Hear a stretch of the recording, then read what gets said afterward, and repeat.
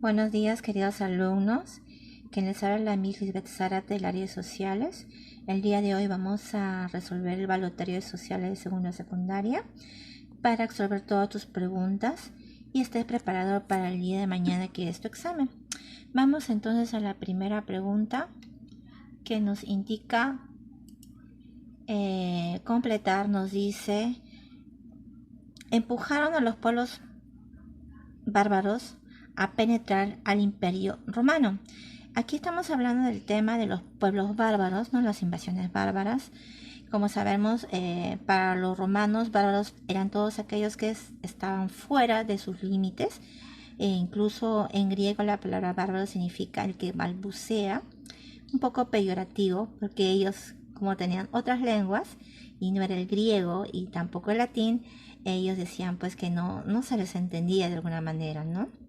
Bueno, uno de estos pueblos va a ser pues el de, ¿no?, los hunos, como vemos, dirigido por Atila, también llamado el visigodo Teodorico. Atila también se le conoce como el azote de Dios, porque era un bárbaro muy cruel, muy fuerte. Como ves en la imagen, incluso decían que por donde pisa su caballo no crece hierba, decía, porque era muy poderoso. Continuamos en la segunda. Bárbaro, dice 2, bárbaro que derrotó al último emperador romano, Rómulo Augusto. Continuamos con Roma y vamos a ver qué va a ser Odoacro, ¿no?, jefe de la tribu de los Érulos, otra tribu también, ¿no?, romana, ¿no? Y bueno, este va a ser el que derrota pues al último emperador. Van a haber varias invasiones, esta va a ser la última. Ya, vamos a la siguiente, pregunta 3, dice: menciona una de las consecuencias económicas producto de las invasiones bárbaras sobre el imperio. Aquí hay que tener en cuenta que cuando hablamos de un hecho vamos a tener causa y consecuencia, ¿no? Causa, efecto. En este caso vamos hablando del efecto. ¿Qué pasa después de que ocurran estas invasiones bárbaras de parte de estas tribus extranjeras?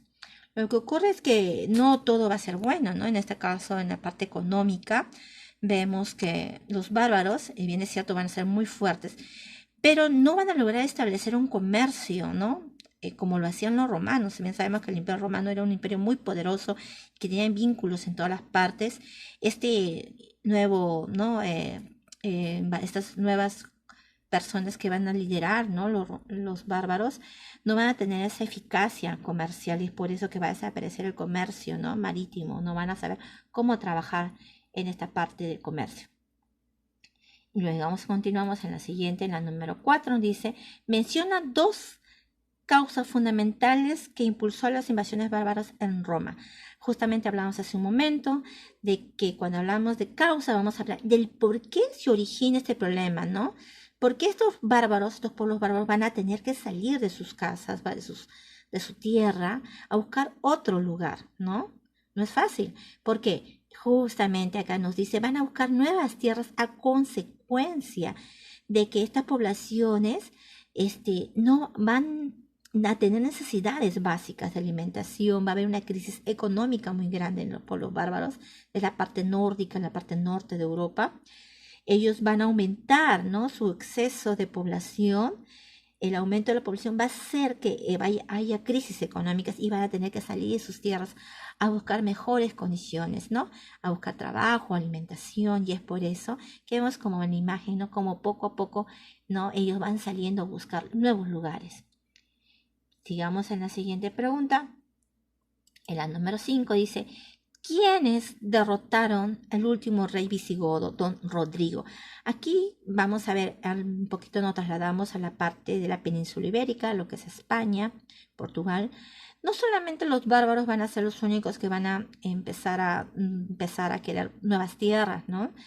En este caso también los árabes musulmanes van a ser una de estas culturas muy fuertes, ¿no?, con cultura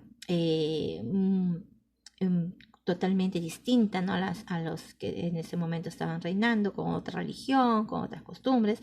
Van a llegar a esta parte, ¿no?, de Europa, específicamente España, y los van a dominar. Luego de 500 años España va a lograr, ¿no?, liberarse de estos invasores.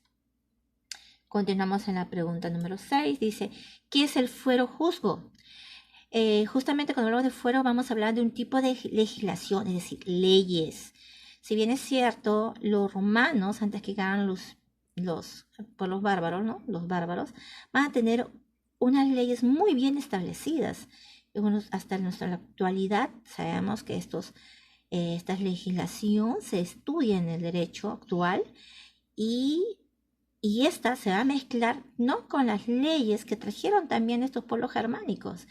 En los visigodos han tenido unas leyes muy establecidas, muy duras, y esta mezcla, esta fusión del derecho romano y el visigodo se llama el fuero juzgo. Continuamos con la otra pregunta. En la pregunta número 7 nos dice cultura turco-mongola. Aquí nos están mencionando que nosotros podamos decir qué indica cada cultura, ¿no? ¿Qué menciona? Acá mencionamos a los ávaros y hunos. Para ello tenemos que ver acá nuestro pequeño esquema. Los pueblos bárbaros van a tener diferentes, de alguna manera, pueblos de origen, de donde salen los germanos, los eslavos y los de los estepas. Los germanos tenemos en la parte occidental y oriental a los anglos, los lombardos, los francos, ¿no? Los sajones, en los godos, los ostrogodos, visigodos, en los meridionales, occidentales y orientales, en los eslavos, ¿no? Y tenemos la parte central más que todo de Europa, ¿no? Los checos, los búlgaros, ¿no? Los croatas. Y en los estepas, pues ven a ser un poquito la parte más de África, los hunos, los ávaros, ¿no? Los armanos. Y justamente esta pregunta, ¿no? La tenemos que trabajar, ¿no? Así, viendo nuestra esquemita. Vemos en la siguiente pregunta, la 8, continuamos con ese mismo tema, de la cultura eslava que acabamos de ver. Tenemos ¿no? a los samatas y a los alanos. Continuamos en la siguiente, en la 9, continuamos con este tipo de mención. Cultura germánica, tenemos acá, como veían en el esquema anterior, los godos, los vándalos, burgundios y otros, ¿no? Sigamos en la pregunta número 10. Aquí vamos a hablar, nos preguntan, rey Franco que promovió la ley sálica. Tenemos al rey Dagoberto. ¿Pero qué es la ley sálica? Miren, esta se va a dar más que todo en la parte de lo que es los reinos franco, ¿sí? Va a ser pues un conjunto de leyes, ¿no? De formas conocidas, leyes sálicas, que van a legislar, ¿no? Los reyes, más o menos por el siglo XII, y nos van a hablar de un código donde va a hablar sobre asuntos de herencia, crímenes, lesiones y robos, ¿no? Pero lo principal que va a hacer este código va a ser que va a establecer la prohibición de una mujer a heredar el trono de Francia, ¿ya? Luego más adelante vamos a ver que otros países, otros reinos también lo van a adoptar, no solamente Francia. Vamos a la pregunta número 11 y nos dice, entre los pueblos germanos invasores encontramos es parecida a las anteriores, tenemos los godos, que está dividido en los visigodos y los ostrogodos. Sigamos. En la pregunta número 12 nos dice verdadero y falso. Para esto hay que cambiamos un poco el tema. Vamos a hablar del Imperio Carolingio. Vemos el pequeño esquema abajo. Nos habla de un poco de la línea de tiempo de lo que viene a ser el Imperio Carolingio, empezando con Carlos Martel el Grande, ¿no? Él va a ser un mayordomo, ¿no? Que va a apoyar a su rey holgazán. No te equivoques, mayordomo no quiere decir que atendía, ¿no? Como mesero. No, este va a ser una especie de parlamento, ¿no? Que va a apoyar al rey y va a tener a su cargo un poder. Bueno, él va a apoyar a los reyes holgazanes, venciendo en la batalla de Poitiers. Luego va a tener a su hijo, a Pepino el Breve, justamente el Breve porque era una persona de tamaño pequeño, bajo, de estatura.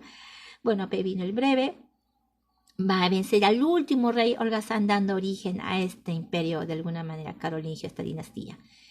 Y tiene a su hijo, el gran Carlomagno, ¿no? Va a ser grande el imperio y va a hacer pues muchas obras, ¿no? Escuelas, y por ende va a engrandecer el imperio.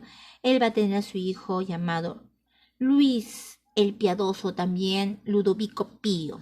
¿ya? Bueno, él va a tratar de seguir con el reino del padre, pero va a tener problemas para heredar a sus hijos, quienes van a ser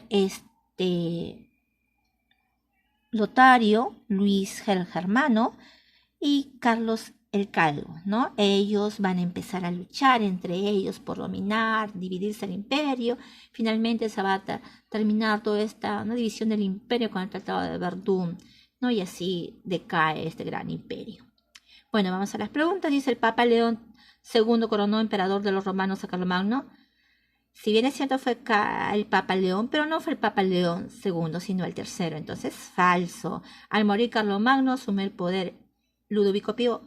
Sí, ¿no? Hemos visto hace un momento. Verdadero. Chilerico es considerado el último rey holgazán. Sí, verdadero. ¿Qué fue lo que venció? Lo venció, pues, ¿no? Pepino el Breve.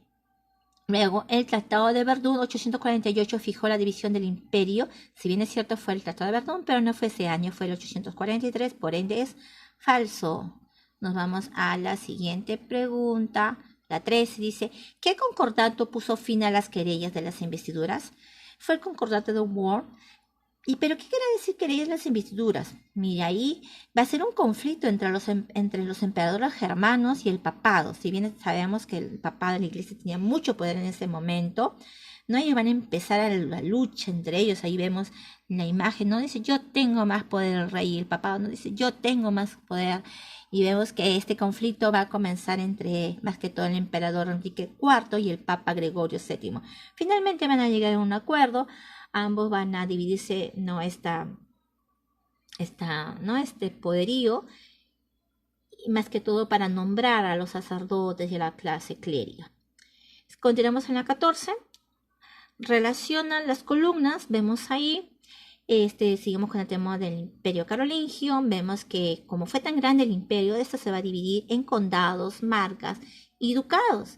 Al mando, si hablamos de condado, va a estar el mando de un conde. Si hablamos de marcas, hasta al mando de un marqués. Si hablamos de ducado, el mando de un duque. Y nos queda entonces X-Gran, que viene a ser la capital del imperio carolingio. Fácil. Continuamos con la última pregunta. Nos dice: provincias fronterizas a cargo del marqués. Eso lo hemos visto. Sería a cargo de... Sería los marcas, ¿no? Marcas viene a ser división. Y vemos ahí un pequeño esquema de la organización política, ¿no? Que estuvo en el imperio carolingio. Bueno, chicos, espero le haya resuelto todas las preguntas. Y gracias.